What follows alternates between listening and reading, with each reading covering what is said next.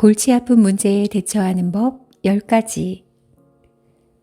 누구든 살아가는 동안에 맞닥뜨리게 마련인 다양한 골치 아픈 문제들을 피하고 싶은 것은 인지상정입니다. 하지만 그 골치 아픈 문제들이 우리에게 부족한 부분을 강화하고 성장시키는 데 필요한 일이라고 생각한다면 유리하게 활용할 수도 있을 것입니다. 마음이 가져다 준 행복의 저자 굽타가 들려주는 골치 아픈 문제에 대처하는 10가지 비법입니다. 역경과 공경에 처할 때마다 스스로 골치 아픈 문제들을 잘 해결함으로써 더욱 현명해지고 성숙해지도록 돕는 지침이 될 것입니다. 첫째, 화날 때 즉각 반응하지 마라. 갑작스러운 문제에 부딪히거나 누군가 부적절한 말 때문에 마음이 동요되고 안절부절 못하게 될 때는 즉각 반응하거나 곧바로 화를 내지 않도록 하라. 이 경우 마음의 동요를 일으키게 한 사람이나 상황을 일시적으로라도 피하는 것이 최선이다. 화난 상태에서는 추리하고 판단하는 능력이 저하되기 때문이다. 되도록 그 자리를 피해 얼마 동안 혼자 조용히 있어라. 그리고 마음이 느긋하고 침착해지면 그 문제를 냉철하게 검토하라. 마음이 안정되어야만 진정한 문제점에 대해 더욱 잘 알 수 있는 법이다. 둘째, 불필요한 관여를 삼가라. 성장은 경험의 양적 축적이 아니라 의식의 질적 변화에서 이루어진다. 많은 사람들이 직업, 집, 땅, 관계 등에 집착하며 더 많은 경험을 얻으려고 이리저리 달리거나 헤매고 있다. 하지만 이런 사람들일수록 결국에는 큰 좌절을 겪게 마련이다. 생존을 위해 그리고 당신이 선택한 전문적 의무를 수행하기 위해 필요한 정도로만 세속적인 일에 관여하라. 여기저기 불필요하게 관여하고 배회하는 일, 많은 사람들과 목적 없이 어울리는 일, 다른 사람들의 일에 쓸데없이 참견하고 나서는 일을 피하라. 세속적인 일에 대한 불필요한 관여나 속박은 감정과 감각을 산만하게 만들어 마음의 평화와 영혼을 어지럽게 만들 뿐이다. 셋째, 의혹이나 의심 대신 믿음을 가져라. 다른 사람들을 의심하는 태도는 부정적인 마음 상태에서 비롯된다. 사람을 믿지 못해 상대를 속이거나 당신이 가진 것을 훔칠 것이라는 편견으로 관계를 시작해서는 안 된다. 사람을 불신하는 것보다는 기만을 당하는 편이 낫다는 경구처럼 믿음을 잃는 것보다 못한 것은 없다. 당신에게 좋은 일이나 나쁜 일을 하는 사람은 누구든 신성한 법칙에 따라 자동적으로 기쁨을 누리거나 고통을 당할 것이다. 그 때문에 왜 당신이 흔들리는가? 바다 밑에서 악한 행위를 하든 하늘 위에서 악한 행위를 하든 자신의 악행에서 도망칠 수 있는 사람은 없다.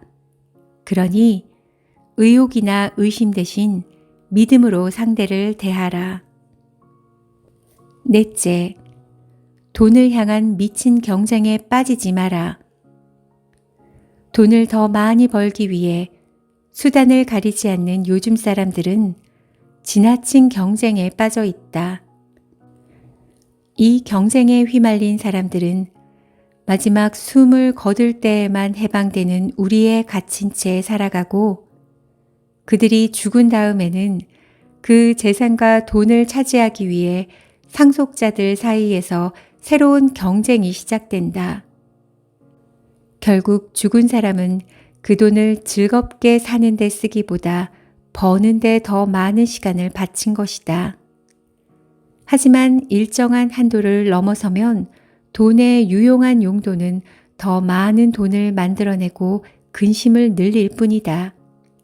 만일 당신이 행복해지기를 원한다면 돈이 가져다 주는 것에서 행복은 늘 제외된다는 말을 기억하라. 5번째, 사소한 것에 노심초사하지 마라. 작은 문제를 큰 쟁점으로 만들지 마라.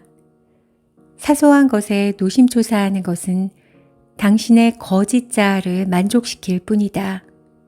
마찬가지로 비교적 작은 문제를 결정하는데 시간을 너무 많이 허비하지 마라. 모든 문제를 혼자 해결하려 들지 말고 부하 직원들에게 이임해서 그들이 성장하도록 배려하라. 세상은 오직 당신 때문에 돌아가고 있다는 거짓 자아를 발전시키지 마라. 세상의 움직임에서 모든 사람은 똑같이 중요하다는 것, 그리고 그들도 당신과 똑같은 잠재력을 가지고 있다는 것을 깨달아라. 당신만이 특별한 존재라는 생각은 버려라. 6번째, 불쾌하다고 해서 파국을 만들지 마라. 우리 삶에서는 언제든 슬픈 사건들이 일어날 수 있다. 그러나 그것들이 우리를 전복시킬 수는 없다.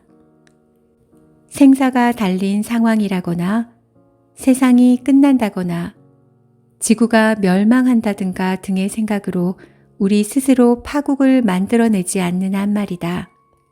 그럼에도 우리는 슬픔에 휩싸여 이따금 파국으로 치닫는 실수를 저지른다. 그러나 인생의 많은 폭풍 속에서 깨우친 많은 사람들의 경험은 삶에서 파국적이라거나 견딜 수 없는 것이라고 말할 만한 것은 아무것도 없음을 보여준다. 우리는 모든 것을 평정하게 받아들일 수 있다. 슬픈 사건에도 삶의 다른 모든 사건과 마찬가지로 합당한 관심을 보여주고 개선을 위한 조치들을 취할 수 있도록 마음을 다잡자. 분노는 약함의 징표다.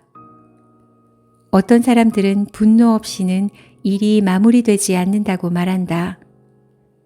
큰 소리를 내거나 화를 내야 다른 사람들을 움직일 수 있다고 생각하는 것이다. 하지만 이는 사실이 아니다. 어떤 일이든 분노보다는 진지하고 진심을 다하는 말만으로도 사람을 움직일 수 있다. 이것이 말과 생각 자체가 갖는 큰 힘이다. 분노는 주어진 일을 당신이 받아들이거나 수용하지 못하고 있다는 것을 말해준다. 또 당신이 정신적으로 더 약해졌다는 것을 간접적으로 의미한다. 어떤 상황이나 사람도 고요하고 차분한 마음으로 마주할 수 있어야 한다. 화를 내지 않고 단호하게 설명하면 상대는 당신을 더 잘 이해하게 될 것이다. 8번째, 나쁜 사람의 수준으로 당신의 수준을 낮추지 마라. 누군가 싸움을 걸어오더라도 맞서서 싸움을 시작하지 마라. 당신의 수준을 바람직하지 못한 상대의 수준으로 낮추지 마라. 누군가 싸움을 걸어올 때 가장 좋은 방법은 무시하는 것이다. 그에 맞서 옳고 그름을 따지고 신경 쓰고 논쟁하는 것은 그 사람에게 어울리지 않는 중요성과 무게를 부여하는 것이다.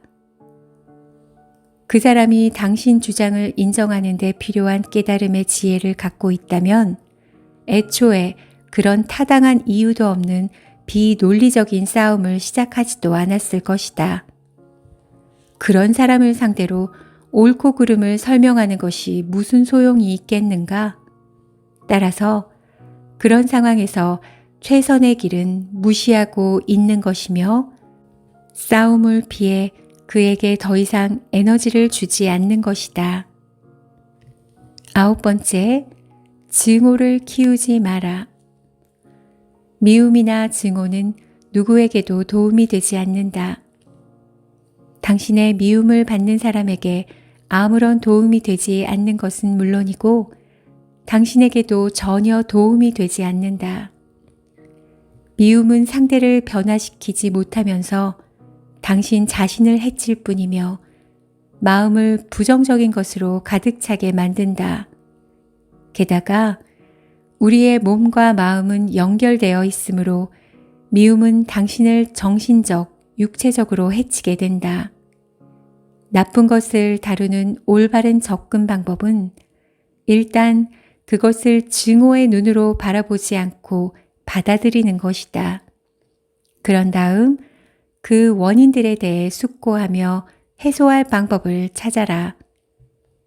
미움이나 증오 때문에 당신에게 생기는 피해가 최소화되도록 스스로를 잘 다스려라. 10번째, 남의 기쁨과 만족을 위해 에너지를 낭비하지 마라. 다른 사람을 기쁘게 하고 만족시키기 위해 힘든 노력을 하는 사람들이 있다. 하지만 결국에는 그들은 자신의 모든 노력이 헛되고 어느 누구도 진정으로 만족하지 않는다는 것을 알게 되면서 좌절을 겪는다. 사실 다른 사람의 만족이나 기쁨을 사명으로 여기는 것은 자신을 바보로 만드는 것과 같다.